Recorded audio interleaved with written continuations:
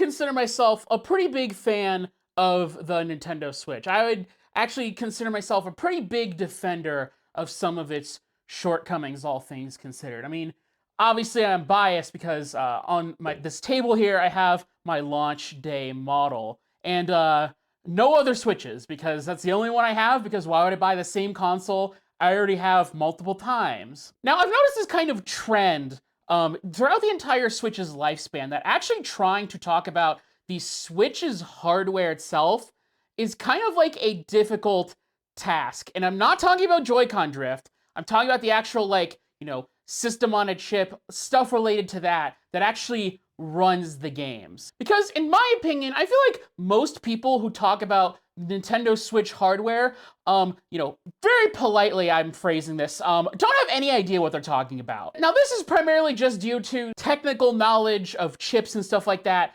primarily belongs in the realm of people who are knowledgeable about PC gaming. Now, PC gamers, I love you guys. You guys are great. But there are some real massive blind spots that you guys have that makes it really obvious when you guys are talking about a device like the Switch. There's this sort of like discussion all the time in the Switch hardware where people talk about how, oh, the Tegra X1 SoC in the Switch is underclocked compared to other versions of it that exist. And so people will suggest, hey, why doesn't Nintendo just clock the thing faster so that way, you know, games can run better, maybe they could get more third-party support, because the floor is much higher to be able to make games. But they never consider things like battery life, because, you know, good luck with having your Switch running for like an hour or maybe even 30 minutes playing something like Breath of the Wild. For PC gamers, like, power efficiency are kind of like this nebulous sort of thing that they know exists, but like they really only manifests in terms of like how much more performance am I getting because of like how much more efficient this thing is than the previous thing, and how much heat does this thing when I'm running it at full load spits out in my room. They don't really consider efficiency in terms of like battery life or actual sort of like practical usage on a portable device. And since the Switch is an ARM device, it literally uses ARM cores and an ARM GPU and everything like that, it seems like you would think that discussion would be much more appropriate for, you know, sort of ARM experts, armchair experts, ha ha ha.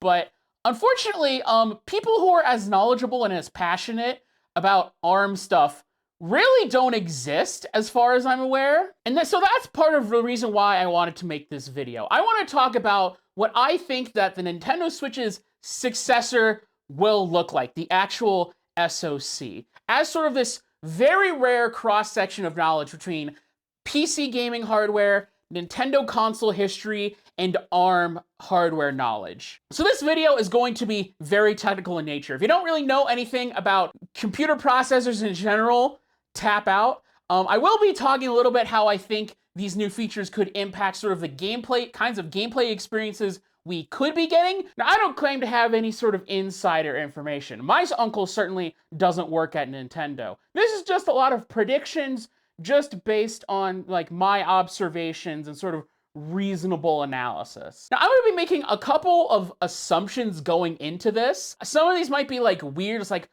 obviously that's going to happen, but you know Nintendo. They just sometimes just do stuff, and like it makes sense in hindsight, but like you couldn't necessarily predict it beforehand. Now, firstly, I'm expecting Nintendo to stick to sort of the Switch sort of model, dockable, you know, thing that you can play on your TV, the portable device that you can take with you. You can't really fit it in your pocket, but, you know, you can just put it in a bag or something like that. I don't expect really any of that to change. I think Nintendo is very happy with how that model has turned out. It seems like a good niche that they seem to really fit into, and I don't really see a reason for them to change the way that they're operating. I don't see them suddenly just deciding to make, you know, a dedicated home console again out of nowhere from the Switch. I don't expect the form factor to change, like they put a second screen on here. The second assumption is that Nintendo and Nvidia are going to be continuing their hardware partnership. Nvidia will be providing the SoC again.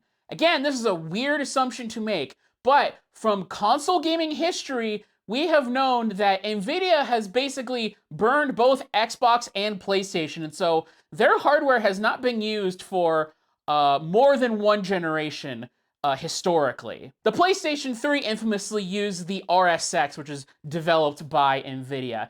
And most infamously, Microsoft didn't even make it a full generation with NVIDIA. NVIDIA provided a GeForce 3 based GPU for the original Xbox, but there was a big lawsuit between the two companies about like chip prices and stuff like that. And ultimately, Microsoft straight up dropped NVIDIA. So while historical precedent is important, I'm just going to assume this anyway because really, I don't think there's really that many other options that Nintendo could particularly go with. How could you not have backwards compatibility with your most successful console ever? Like, you clearly have to, right? Now, I'm expecting this console to come out around either holiday of 2024 or early 2025. So that would give the Switch about like 7.5 to like 8 years of like a pretty good full lifespan. So I don't know exactly what people are talking about where they say like, oh, the Switch isn't going anywhere, blah, blah, blah, blah. Because like, I mean, obviously the hardware's old. That doesn't mean I don't think you could stop supporting the old Switch, because I think Switch 2 could provide a very interesting sort of cross-generation opportunity for Nintendo that I don't think they've really had before in their home console space. Historically, most of Nintendo's consoles generally have a pretty clean cutoff. There's not really a lot of, Nintendo releasing games for a previous console while their new one was active. Just kind of due to like bad luck and misfortune Nintendo's had with their consoles where they've been commercial flops, and so Nintendo needs to immediately jump on the next machine. So we haven't really seen Nintendo ever do sort of like this modern Sony Microsoft thing of like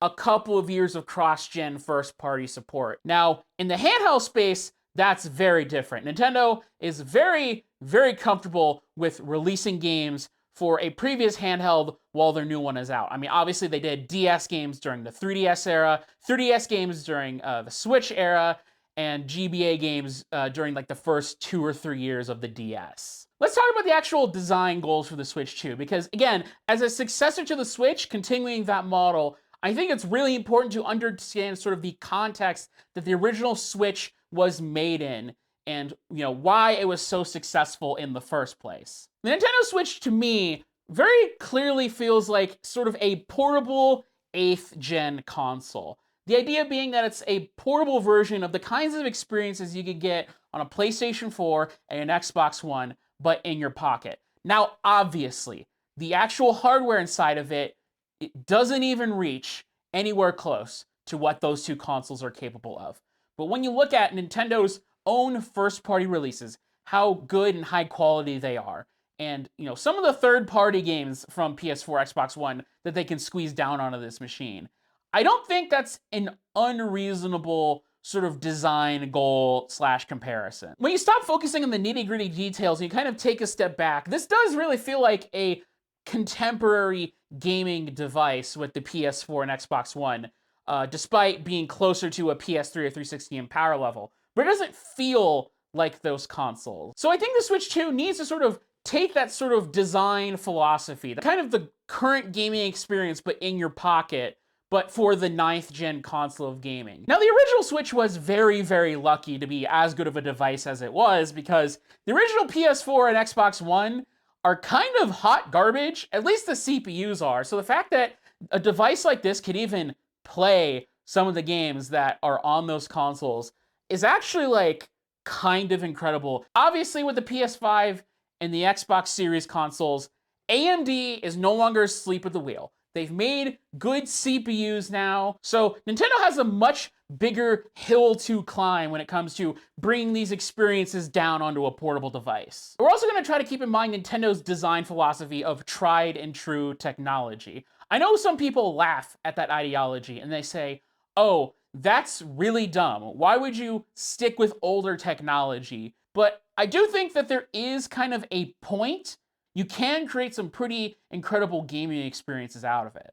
To be honest, with all the crazy inflation that we've had over the past couple years, and just the amount of like new technology I think they're really gonna have to cram into the successor, I don't think it'd be that unreasonable for a Switch 2 to cost an eye-watering $400 US. That would definitely be the most expensive Nintendo console up to this point. And so really, after analyzing a lot of different performance levels of devices that currently exist, I really do think that it is not unreasonable to expect an Asus ROG Ally sort of level of gaming performance crammed into a Nintendo Switch-sized form factor for $400.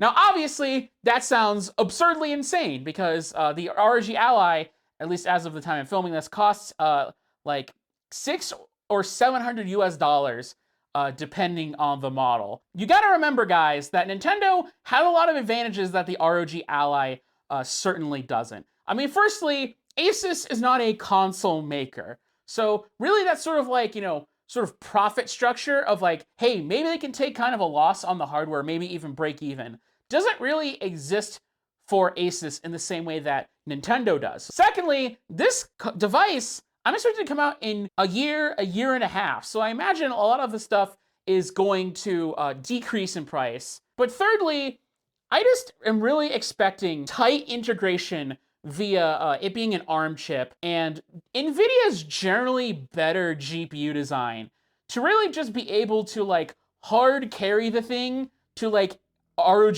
Ally levels of performance. Now, the performance level for Switch 2, I'm expecting it to be a literal PlayStation 4 in your pocket. And we already see, these PC, Steam Deck, stuff like that, devices already achieving that. So I don't think that's like an unrealistic possibility that Nintendo a couple years later could achieve something like that. That would also be really good that Nintendo could get an entire brand new wave of third-party ports for games that they've never gotten before. Maybe some, definitive editions of games that were previously watered down on the Switch to match, sort of PlayStation 4 quality. But for docked mode, I actually think you could get PlayStation 4 Pro performance out of a docked Switch 2, which is kind of crazy to think about. I mean, it is a pretty significant jump over the PS4, but it's pretty far down current existing hardware. We already see plenty of current generation games squeezed down onto an Xbox Series S level of performance. And so I don't think that PS4 Pro is really that much more of a downgrade than compared to a Series S. When you're in portable mode, that's a different story, but you can lower the resolution a ton to compensate for that. All right, now let's actually talk about the SoC itself. Firstly, I do not expect this to be a stock system on a chip like what the original Switch was. I really don't think that makes sense anymore. I don't think there's even anything in NVIDIA's lineup that you could really make into the Switch SoC, so I'm expecting this to be a custom system on a chip, much like the PS5 and Xbox Series consoles. And for Nintendo, I imagine a custom SoC is an absolute must, because Nintendo really doesn't like people poking around in their consoles, hacking it and stuff like that. And the absolute worst choice that they could have ever made for a company that's so adamant against that is to use a chip that you could buy as a software development board, and people were able to read the documentation and figure out how to operate it and run code on it. I'm expecting this SoC to be around the same size as the current Switch. We could go from 100 millimeters squared, which is the current X1 Marco version, or we can maybe even at the upper limit, 118, 120 millimeters squared, so the launch day version of the Switch. I'm expecting power consumption of the SoC to be about the same, actually maybe even a little less. Again, just due to how much more stuff that we're gonna have to cram into this thing. Now, the GPU architecture, I'm expecting to be built off of NVIDIA's Ada Lovelace architecture. Now, that's the ones that are in the current 40 series. I think that's new enough that you get some of the nicer new NVIDIA features, but not so new that Nintendo's flying blind about the exact hardware that they're working with. They can send development kits out to developers ahead of time.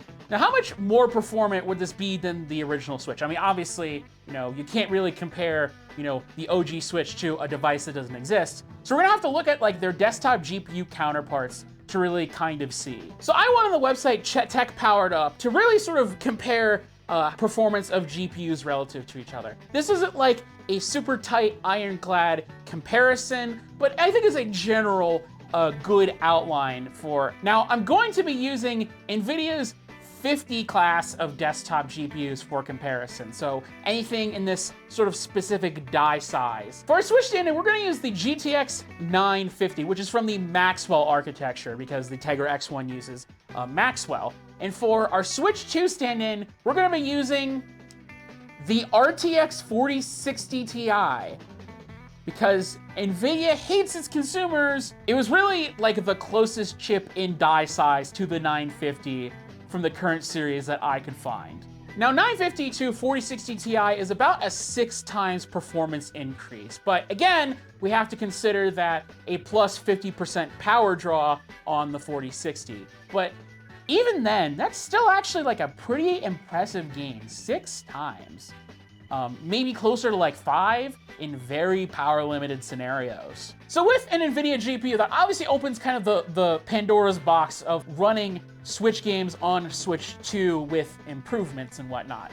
We've seen this with stuff like PS4 Pro and PS5 running PS4 games, that even with no dedicated patch, those games just run better, be able to consistently hit their frame cap, or maybe they'll hit the upper end of their dynamic resolution. But I don't really see Nintendo advertising this as like a potential feature of Switch 2, that people will just kind of notice this, but I don't think Nintendo would ever like officially acknowledge it. Unless there are games that in backwards compatibility, like, you know, PS5, like just straight up don't work. I don't really see Nintendo acknowledging like, hey, your games are gonna run better. Because I feel like if a game just straight up doesn't work on Switch 2, I feel like Nintendo kind of has to acknowledge sort of the inherent, you know, way that they do backwards compatibility, much like Sony does. Whereas, like, I feel like if everything works flawlessly and runs a little better, Nintendo's just never gonna say anything about it. Now, I have absolutely zero idea what Nintendo would even do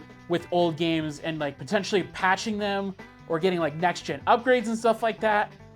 It's just kind of like, it's like a weird space. To be honest, I feel like they could take a pretty condescending approach to it, that they don't think the average consumer is like smart enough to really like understand this. Now, I'm sure you're asking, wait a minute, didn't you just say that you want to use Nintendo's approach of tried and true technology, and yet you're talking about using Ada Lovelace, you know, NVIDIA's most recent GPU architecture as of the time you're making this video? Yes, I know.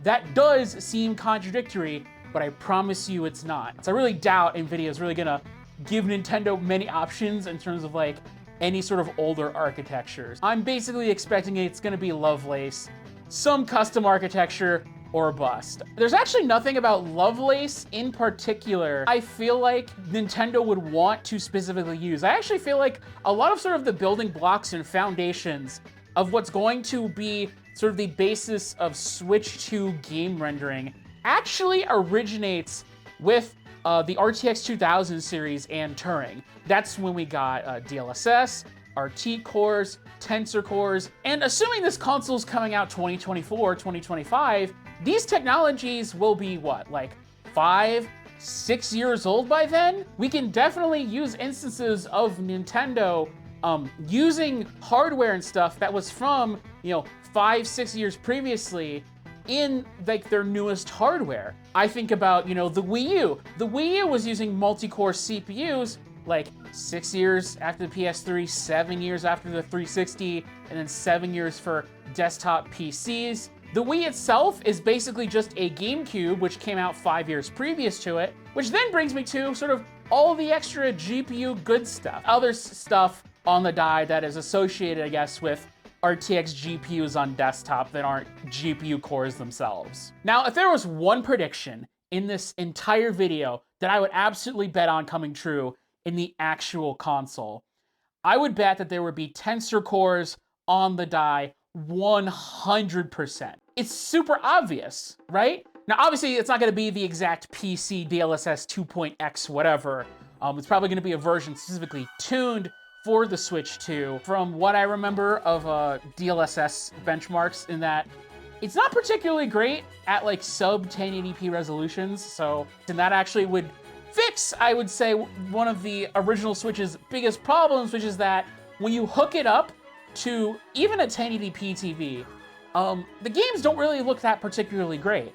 And I think DLSS could potentially solve that issue, that they could get these games that maybe aren't even running at 1080p, and they can look actually really good and really clean. And then you have the handheld side of things, where maybe you have a game that's running sub-native to the actual portable screen resolution. Well, you could have DLSS do its magic and then get it up to the native screen resolution. Maybe that could, get a lot of games much cleaner looking, because again, Switch portable mode, infamously known for that Vaseline look. Now, already from precedent, we know Sony and Microsoft and third-party developers on PS5 Series X already are implementing AMD's own upscaling solution, FSR2. Even as a big AMD fan who loves their GPUs, I'm sorry, DLSS is just generally better. And so it might actually be like a little bit weird to think about that a device that's much smaller, consumes much less power, might actually punch above its weight, provide some kind of clean image quality compared to sort of its contemporaries on the bigger consoles. In fact, we already see signs of Nintendo moving in the direction of temporal upscaling already. They're using AMD's FSR1 in Legend of Zelda Tears of the Kingdom.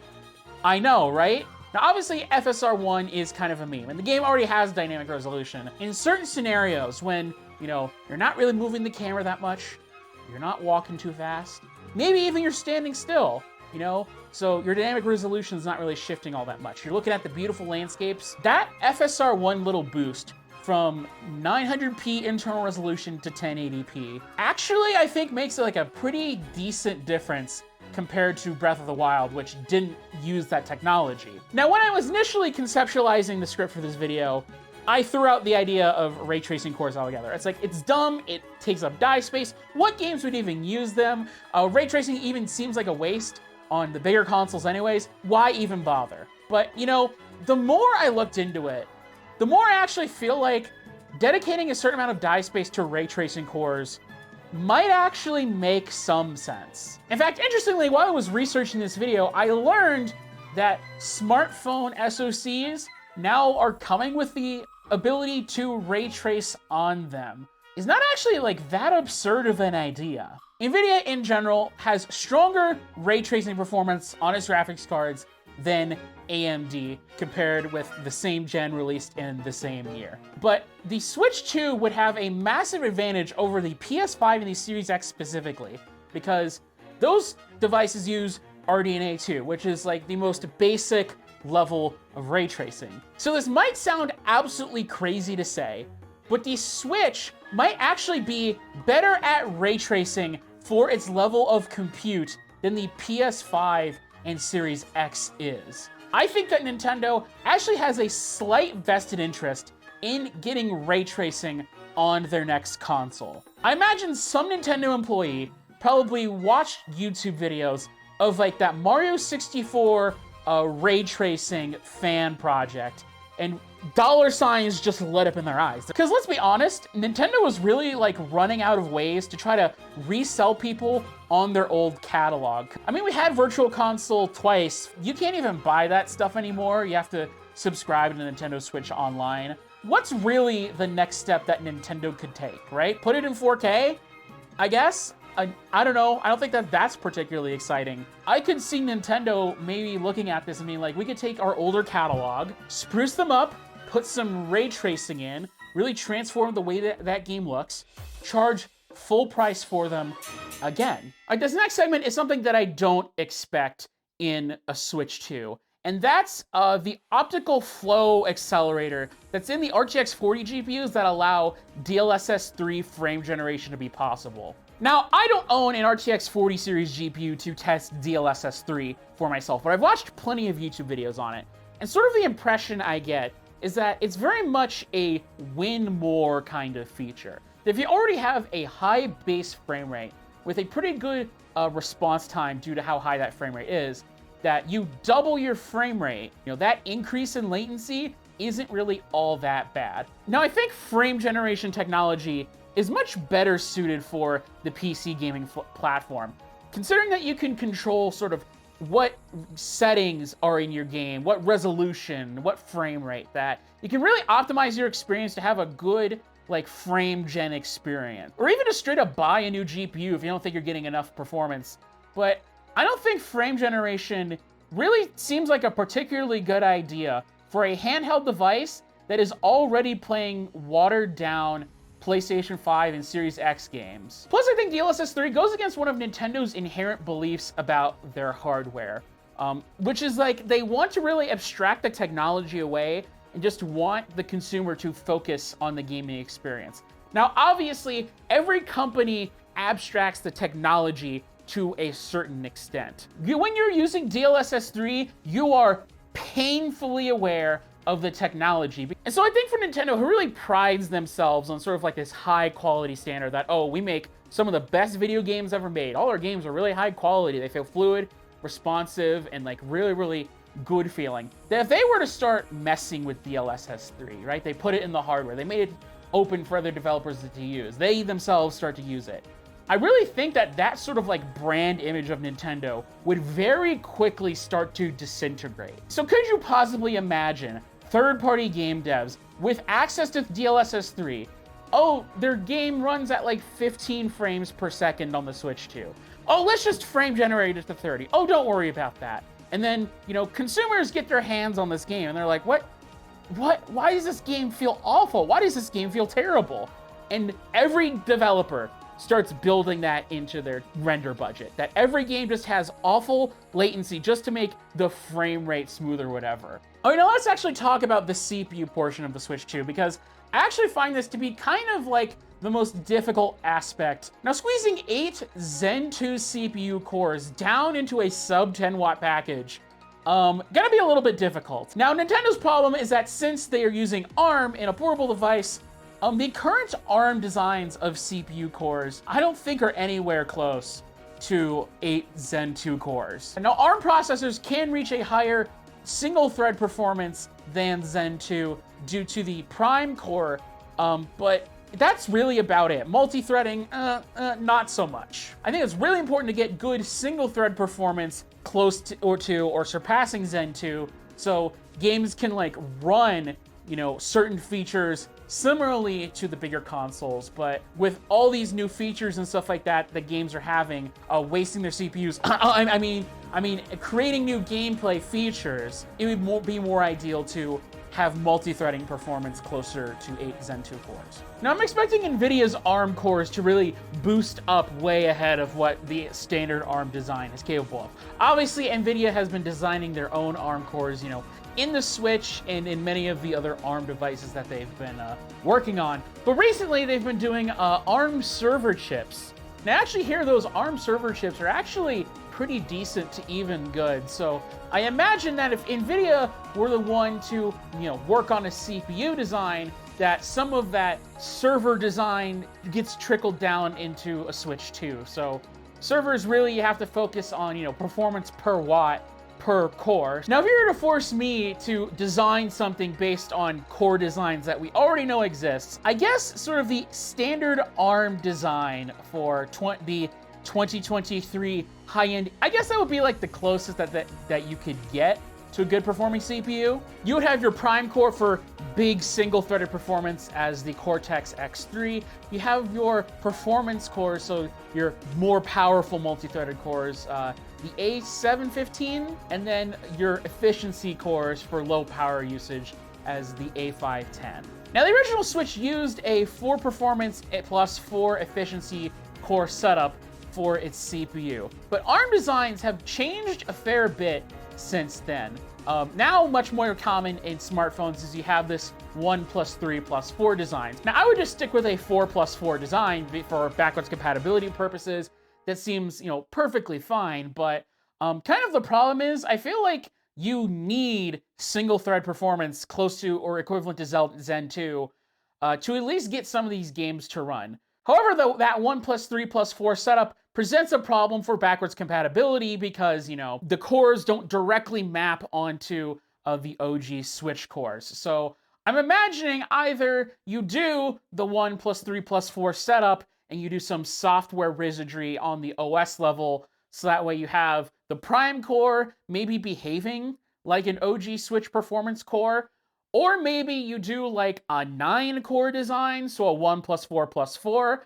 9 core designs are kind of weird, just because it's an odd number. You don't really do that odd numbers and stuff like that in CPUs. I could see it that you add another core to keep the backwards compatibility working perfectly fine. You still have your prime core for like Switch 2 specific purposes. You maybe get a little bit more multi-threading performance in general, but it takes up more die space. I wouldn't be surprised if there would be a sort of like compression accelerator on the SoC alongside everything else. Now, I don't expect this to be anywhere near as powerful as the PS5s, but like something like, I don't know, like 20% shaving off a game's file size, I feel like would actually be pretty good. I think having a compressor is actually really important for a couple of reasons. First reason, this kind of helps mitigate sort of the cartridge issues that have really kind of plagued the Switch for its entire life. Very infamously, a lot of third-party developers will refuse to shell out for a bigger cartridge to hold their game, and so they require a download to play some of these games, and that really sucks. Now, I feel like 20% compression is in that sweet spot where it would like nudge games that are right on the borderline where they would need, you know, that bigger cartridge, but then go to the next size down with compression. But it's not enough that like developers just start relying on it. And secondly, it relates to the spoilers SSD that I'm putting in this thing, that I'm imagining you're probably gonna have to install games from the cartridge directly into this system memory. And so any amount of like compression to be able to fit the game on internal memory, I think is going to be absolutely needed. Is there anything else about the SoC features I'm missing? Yeah, I definitely think, obviously, Wi-Fi is going to be in there, micro SD card slot, you know, Bluetooth, duh. The USB port on the bottom, I would not be surprised if Nintendo did their own funky version of USB 4. And they did, like, their own weird version of, like, quick charge. Because I feel like the Switch, as it currently exists now, charges, like, kind of slow, especially compared to a lot of modern smartphones and stuff. If you had the ability to charge it faster just by, you know, plugging a quick charger into it, or like maybe even plugging it into the dock, so that way, I don't know, maybe you have it docked for 30 minutes and then, oh, it's back to full battery and you could just take it out and go. That would actually be pretty nice. I don't know if Nintendo would exactly use quick charge because you would have to deal with Qualcomm and all that. I don't know. Now, as for the amount of RAM that you need, this is a bit tricky here. Just because an SSD really changes the equation, right? I mean, we heard Mark Cerny himself talk about, oh, we didn't need to increase the RAM as much for the PlayStation 5 because we have this super big SSD that we could just pull from. PlayStation 5, though, the SSD is very close to being like more RAM. Typically, it's fast enough that when you realize you need a piece of data, you can just load it from the SSD and use it. I think like 12 gigabytes should be fine. Like, it's much more than the Switch's current 4 gigabytes, but I don't see a need for 16. Again, we're seeing some high-end smartphones come with, you know, 12 gigabytes already. I don't think that's that unrealistic. This video is already getting too long already. But I want to ask a question that nobody I probably is asking. Who exactly would be fabricating the Switch 2 SoC? NVIDIA doesn't really strike me as the kind of company that would share fabrication capacity of like PC components with like console stuff like AMD does. Given TSMC's weird and awkward relationship with NVIDIA right now, I don't expect TSMC to be the one to fabbing Switch 2. There's also Samsung, I guess, and I know that their nodes tend to be much more preferable to like smaller mobile devices in general than, you know, TSMC. So maybe that's an option as well. But the most likely option, I think, is a company that we've been hearing a lot about getting into the fab market. There's been rumors and stuff like that. I think even NVIDIA has talked about possibly using them for their GPUs in the future, and that's Intel. I think Intel would actually be a pretty smart bet for a Switch 2 SoC, specifically the Intel 4 production process. So why do I think that Intel would be really good? Well, we obviously know that NVIDIA is very interested in using Intel's process nodes, but I could see them not wanting to immediately commit things. You let Nintendo's chips take a little bit of a hit on the sword before you commit to anything on Intel 3 or 20A or 18A fabbed GPUs or something. And I think Intel 4 is really the only option for a Lovelace-based GPU anyways. That 4 nanometer TSMC performance class really like makes sense to just keep it as it is and not really try to like put it on like a bigger, older node or try to shrink it down to like a more bleeding edge one. I think the only way that Nintendo would even consider making a chip on a node that advanced if Intel would significantly undercut TSMC as a way to start like, getting the ball rolling on getting, production partners and everything like that.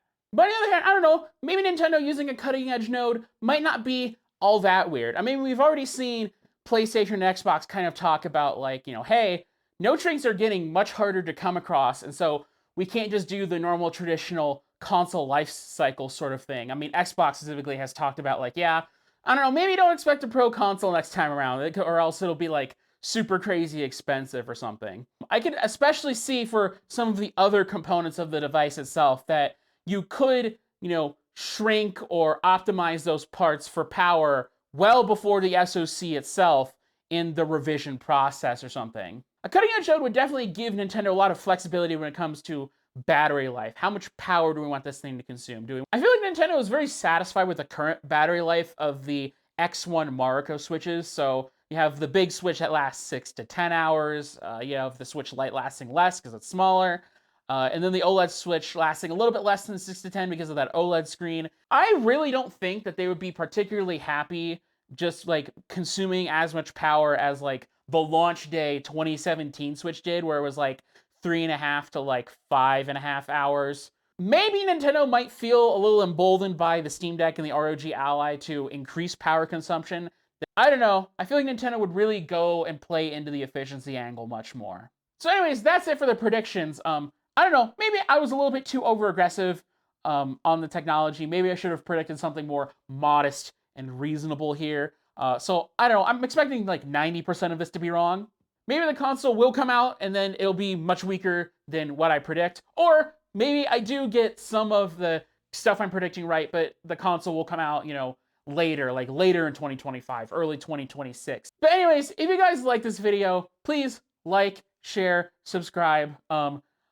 This took so much effort. I really appreciate it if you guys would, support the video. So anyways, guys, that's it for the video, and have a good day.